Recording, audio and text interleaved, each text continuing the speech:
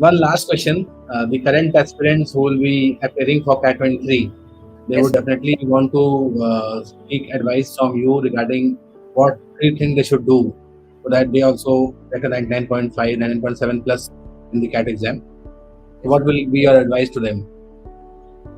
So the first thing would be take mocks as early as possible. Start taking them, and also focus on sectionals because they are a great tool to improve confidence and skill in the section that you think you're not really confident about. So that is one thing, and also analyzing the mocks and sectionals, taking note of the mistakes that you make in a notebook so that you can revisit them, revise them. That definitely helps. Uh, Mhm. the second thing I would say would be to practice as much as possible because that makes solving questions, subconscious ability that you have.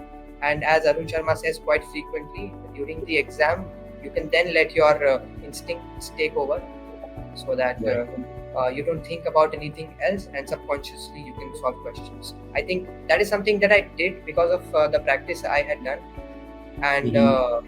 because I do not remember the kind of questions that were there in the exam. It was all subconsciously that I was solving, and the practice had enabled me to do that. Right. So this is another point, and the third point would be once the admit card is released,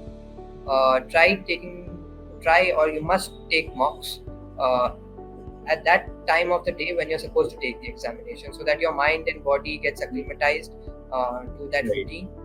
And you should also make sure that you sit for half an hour and do nothing before the mock.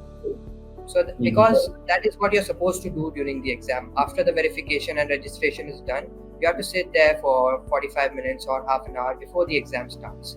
And it is there that unwanted thoughts start coming into your mind, and that can unsettle a lot of people.